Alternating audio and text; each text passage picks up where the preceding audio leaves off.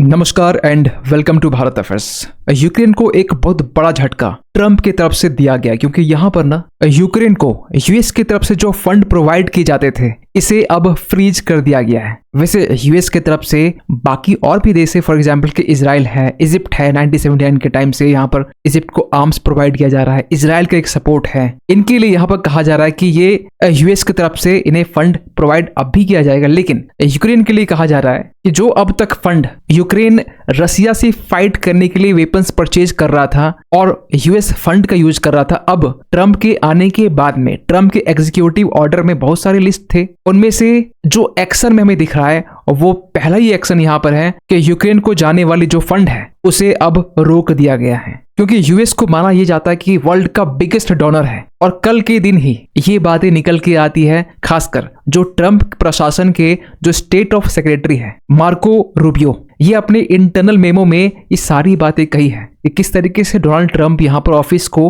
Take over करने के बाद में अमेरिका फर्स्ट पॉलिसी किस तरीके से यहाँ पर इम्प्लीमेंट कर रही है, और यहाँ पर जो ओवरसीज असिस्टेंस की जो बात की जा रही थी उसे यहाँ पर ट्रंप की तरफ से रिस्ट्रिक्ट कर दिया गया है। वैसे यहाँ पर इंटरनल मेमो में ये भी कहा जा रहा है कि इसे जो भी यूएस की तरफ से फॉरेन असिस्टेंस दी जाती है उन्हें यहाँ पर इंटरनल रिव्यू किया जाएगा विद इन 85 डेज में। उसके बाद में आगे आने वाले टाइम में यूएस और भी ज्यादा जो देशों को जो फंड प्रोवाइड करता है वो फ्रीज कर सकता है। तो हम ये मान के चल सकते हैं कि जो मार्को रूबियो है सेक्रेटरी ऑफ स्टेट यूएस का, इनकी तरफ से साफ साफ ये कहा जा रहा है कि ये एक इमीडिएट पॉज है फॉरेन एड के लिए जो यूक्रेन को अब तक प्रोवाइड किया जा रहा था, और इसके बाद में कोई भी नया फंड या एक्सटेंशन फिलहाल तो अभी अनाउंस नहीं किया जाएगा ट्रंप प्रशासन के टाइम में। जब तक ये जो पूरा फॉरेन फंड है ना जो प्रोवाइड किए जाते हैं, इसे जब तक रिव्यू न किया जाए, जब तक अप्रूव न किया जाए, तब तक फिलहाल तो अभी इसे फ्रीज किया जाएगा। क्योंकि ट्रंप इसके पहले भी ये कहते आ रहे कि यूएस में जो गवर्नेंस है उसे और भी स्ट्रॉन्ग करना है, जो एक्स्ट्रा यहाँ पर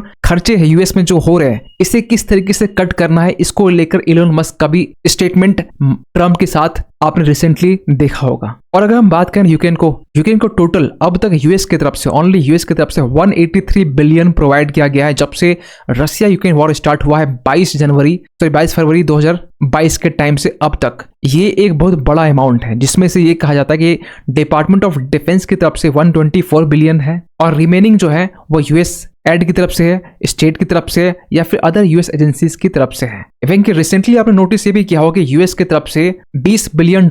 यूक्रेन को फंड प्रोवाइड किया जाएगा, और ये किया जाएगा रशियन एसेट्स जो आज के टाइम में करीब 300 बिलियन से भी ज्यादा जो डॉलर जो एसेट्स है ये यूएस ने सीज करके रखा हुआ, और उसी एसेट से यहाँ पर यूक्रेन को आज के टाइम में फंड दिया जा रहा है। लेकिन अब हो सकता है कि ट्रंप के आने के बाद में ये भी फंड रोक दिया जाएगा। ओनली यहाँ पर यूएस नहीं, बाकी अगर यूरोपियन कंट्री को देखें तो आप यहाँ पर देखेंगे कि यूक्रेन को जब से वॉर स्टार्ट हुआ है तब से लेकर ना एक बड़ा अमाउंट प्रोवाइड किया गया, बिलियंस ऑफ डॉलर यहाँ पर यूक्रेन को दिए गए हैं रसिया से फाइट करने के लिए, जिसमें से जर्मनी है, यूके है, डेनमार्क, नीदरलैंड्स है, स्वीडन है, पोलैंड है, फ्रांस है, कनाडा और फिनलैंड भी है। और ट्रंप की तरफ से ये एक्शन लेना ना बेसिकली ये दिखाता है कि ट्रंप का ये मानना है कि ओनली यूएस यहाँ पर क्यों एक बड़ा अमाउंट जो है वो यूक्रेन के ऊपर खर्च करे, यूरोपियन कंट्री भी तो है और वो भी तो यूक्रेन को यूएस से ज्यादा यहाँ पर पे कर सकते हैं। यानी यहाँ पर रिसेंटली ये भी देखा गया कि ट्रंप की तरफ से जो फॉरेन एड है ना, जो खासकर मेडिसिन के लिए, ड्रग्स के लिए, जो लाइफ सेविंग ड्रग्स होते हैं उसके लिए जो डिस्ट्रीब्यूट करने के लिए जो दी जाती थी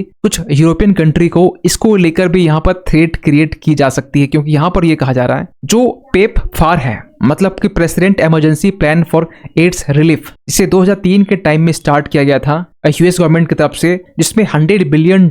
ग्लोबल HIV और एड्स रिस्पांस के लिए इन्वेस्ट किया जाने वाला था, जिसके बारे में ये भी कहा जाता है कि अब तक 25 मिलियन लाइफ जो है वो अब तक इसके जरिए सेव किया जा चुका है। जहाँ पर 20.6 मिलियन जो लोग हैं ना life saving anti retroviral treatment इसके थ्रू से करवा चुके हैं। इसके अलावा वेरियस यहाँ पर डेटा आप स्क्रीन में देख सकते हैं। लेकिन जिस तरीके से जो पेपफार है ना ये अब तक लाइव्स को सेव करते आया है, डिजीज से फाइट करने के लिए एक यूएस की मदद यहाँ पर मिलती रही है, चाहे यहाँ पर जो चिल्ड्रेन हैं इनके एजुकेशन के बारे में बात की जाए, चाहे पॉवर्टी के रिड्यूस करने की बात की जाए। और इसके पहले भी ऑक्सफैम की तरफ से ये बातें कही गई कि यूएस का यहाँ पर जो टोटल बजट होता है ना यूएस का, उसमें से ओनली 1% जो अमाउंट है ना वो खासकर पेपफार में जाता है। और अगर इसे ट्रंप की तरफ से सस्पेंड कर दिया जाता है तो इसके ह्यूज कॉन्सिक्वेंसेस हमें देखने को मिल सकते हैं, खासकर चिल्ड्रेन और उन फैमिलीज पर जो इनके ऊपर डिपेंडेड है। एक क्राइसिस क्रिएट हो सकती है, तो इसके लिए ह्यूमैनिटेरियन और डेवलपमेंट असिस्टेंस जो है बंद नहीं होनी चाहिए, ऐसा ऑक्सफैम मानता है। खैर,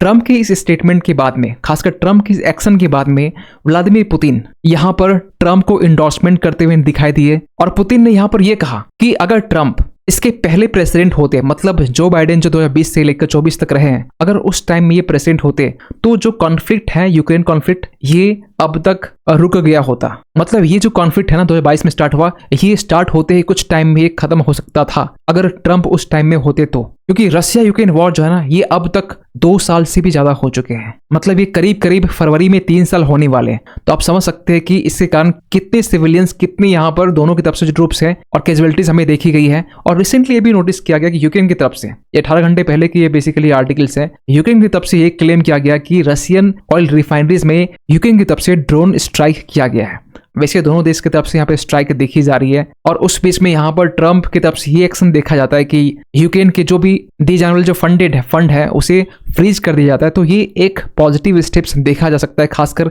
रशिया यूक्रेन वॉर को रोकने के लिए। और इसके लिए ट्रम्प ने यहाँ पर कोशिश ये की, ट्रम्प ने यहाँ पर व्लादिमीर पुतिन से यहाँ पर यह कहा कि ये जो वॉर है ना इसे और रोक दो या फिर आपके ऊपर हम न्यू सैंक्शंस इम्पोज कर देंगे। ये जो रेडिकुलस वॉर है, सैंक्शंस के साथ साथ आपके ऊपर हम टैरिफ भी इंपोज करेंगे अगर ये वॉर नहीं रुकता है तो। क्योंकि ट्रम्प ने यहाँ पर यह कहा कि पुतिन को कि रशिया और यूक्रेन दोनों को आमने सामने डील कर लेनी चाहिए इस वॉर को रोकने के लिए, क्योंकि जेलेंस्की नेगोशिएट करने के लिए रेडी है। लेकिन कुछ टाइम की बाद में ट्रम्प की तरफ से स्टेटमेंट ये आता है कि जो यूक्रेन है ना इसे यहाँ पर रशिया के अगेंस्ट में फाइट नहीं करनी चाहिए। Ukraine should not have fought back against Russia. क्यों? क्योंकि यहाँ पर रशिया जो है एक बिग पावर है, ये यूक्रेन के कंपैरिजन में ज्यादा पावरफुल है, ये बातें बोली गई। लेकिन जब इसके रिस्पांस में रशिया और यूक्रेन की तरफ जब रिस्पांस दिया गया तो यहाँ पर सबसे पहले पुतिन ने यहाँ पे ये कहा कि हम लोग यूक्रेन वॉर को रोकने के लिए तैयार हैं, ready for negotiations with Trump on Ukraine war. लेकिन यहाँ पर जेलेंस्की ने यहाँ पे ये कहा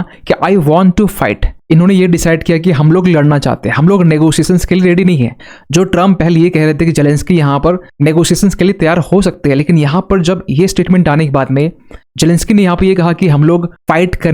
करना चाहते हैं और इसके लिए हम लोग तैयार हैं, हम लोग नेगोशिएशंस नहीं करना चाहते हैं। फिर ट्रम्प की तरफ से ये स्टेटमेंट आता है कि यूक्रेन के जो प्रेसिडेंट हैं ये नेगोशिएट करने के लिए तैयार नहीं है और जो यूक्रेन का जो वॉर है ना इसके लिए सोलिली रिस्पॉन्सिबल यहाँ पर यूक्रेन है और यूक्रेन की जो सरकार है वो है। फिर यूक्रेन की तरफ से एक रिस्पॉन्स और आता है कि जो रशिया का जो व्लादिमीर पुतिन है ना प्रेसिडेंट, ये कोशिश कर रहे हैं ट्रम्प को मैनिपुलेट करने का, क्योंकि इस लगभग 3 साल में पुतिन की तरफ से कोई भी स्टेटमेंट नहीं आया कि हम लोग नेगोशिएट करना चाहते हैं, इस वॉर को रोकना चाहते हैं। लेकिन ट्रम्प के आने के बाद में पुतिन यहाँ पर ट्रम्प को मैनिपुलेट करना चाहते हैं, खासकर अपने स्टेटमेंट से। खैर आपको ये भी बता दें कि ट्रम्प की तरफ से जो कोशिश की जा रही है ये इसके पहले भी हो सकती थी अगर बाइडेन चाहते तो, लेकिन ट्रम्प इसके पहले जैसे यहाँ पर प्रेसिडेंट की कुर्सी संभालते हैं, रिसेंटली यहाँ पर प्रेसिडेंट वर्ल्ड इकोनॉमिक फोरम में अब एड्रेस करते हुए यहाँ पर ये बात करते हैं कि जो सऊदी अरेबिया है ना और जो ओपेक कंट्री है, जो ऑयल एक्सपोर्टिंग कंट्री है, अगर ये यहाँ पर अपनी ऑयल के जो प्राइसेस है अगर ये डाउन कर देते हैं तो ये जो रशिया यूक्रेन वॉर है ना ये इमीडिएटली रुक जाएगा।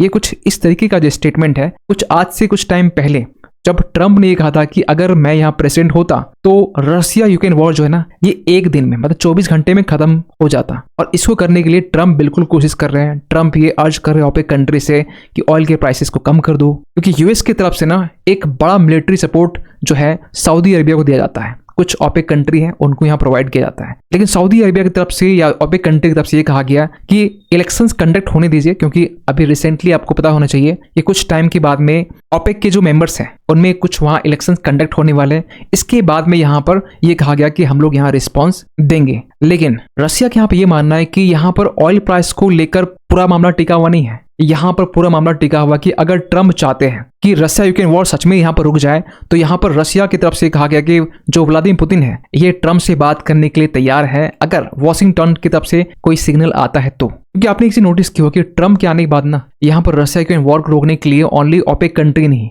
ओनली यहाँ पर यूक्रेन के ऊपर एक्शन लेकर यहाँ बात नहीं की जा रही, यहाँ पर इसके अलावा चाइना को भी यहाँ पर शामिल किया जा रहा है रशिया यूक्रेन वॉर को रोकने के लिए। लेकिन इंडिया को यहाँ पर इस वॉर को रोकने के लिए ट्रम्प की तरफ से कोई भी स्टेटमेंट नहीं आया। आप बोलेंगे ऐसा इंडिया के बारे में ट्रम्प क्यों सोचें कि इंडिया को यहाँ पर रशिया यूक्रेन वॉर में इन्वॉल्व करना चाहिए? इन्वॉल्व करना चाहिए। अगर आप को पता होना चाहिए महाकुंभ का जो मेला है 2025 का मेला, जिसमें दुनिया भर के 73 कंट्रीज के जो डिप्लोमेट्स हैं वो शामिल हुए। यहाँ पर रशिया यूक्रेन वॉर के भी यहाँ पर जो डिप्लोमेट्स है, जो लोग यहाँ शामिल हुए, एक साथ यहाँ पर संगम में डुबकी लगा रहे हैं, एक साथ यहाँ पर चैंट कर रहे हैं। तो यहाँ पर एक सॉफ्ट सिग्नल हमें देखने को मिल सकता है और इस कारण अगर ट्रंप चाहे तो यहाँ पर इंडिया को इन्वॉल्व कर सकते हैं, खासकर रशिया यूक्रेन वॉर को रुकवाने में। खैर, इसके पहले आपने नोटिस किया होगा कि किस तरीके से ट्रंप के आने के बाद में 200 से भी ज्यादा जो लिस्ट है ना एग्जीक्यूटिव ऑर्डर को लेकर यहाँ पर रिसेंटली बात की जा रही थी। इसको लेकर हमने पहले एक वीडियो बनाया था जिनमें एक नंबर्स ऑफ लिस्ट थी, उनमें से एक था आपका बर्थ राइट सिटीजनशिप को लेकर। लेकिन इसको लेकर ना यहाँ पर यूएस के जो फेडरल जजेस हैं इसे टेम्पोरली ब्लॉक कर दिया गया है,